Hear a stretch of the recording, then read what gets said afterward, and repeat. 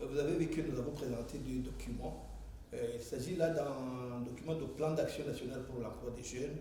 Et à côté, nous avons un plan stratégique de développement de l'OBM, l'Office burundais de l'emploi et de la main-d'œuvre. Donc, d'une part, vous savez que ce sont des documents qui ont été déjà validés et qui ont été déjà présentés mais au niveau du gouvernement et devant les partenaires au développement. Donc, ce sont des documents de référence. Donc, comme nous savons bien que l'emploi est un domaine qui est transversal, c'est-à-dire que tous les sectoriels doivent se référer à ce document pour avoir un apport à ce qui concerne le chômage des jeunes. Et d'ailleurs, ce n'est pas seulement le chômage des jeunes, mais c'est le chômage en général. Et si on se réfère vraiment correctement à ce document, nous aurons à diminuer sensiblement le chômage ici au Burundi. Le deuxième document, c'est le document de plan stratégique de développement de l'OBM.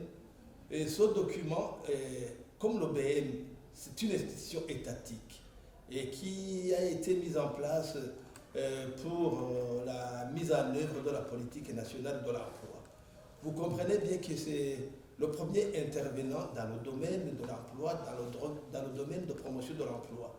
Alors, on ne peut pas appeler les autres intervenants sans commencer par l'institution en charge de la promotion de l'emploi.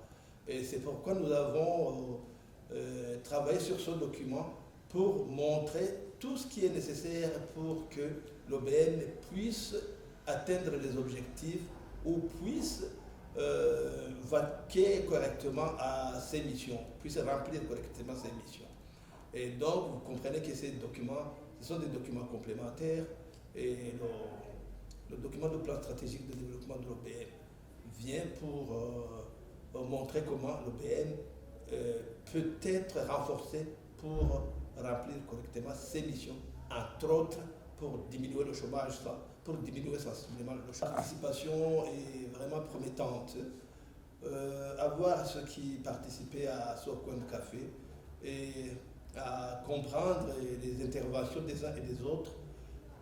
Non seulement les 545 000 qui se trouvent dans le document, on pourra même aller au-delà si tout le monde se mettait vraiment corps et âme à contribuer sensiblement à mettre en œuvre le document, surtout du plan d'action national pour l'emploi des jeunes. Je crois que, comme je l'ai déjà dit, l'emploi c'est un domaine qui est transversal et tous les ministères sectoriels ainsi que toutes les institutions qui ont en charge la promotion de l'emploi devront travailler en synergie et comme ça vraiment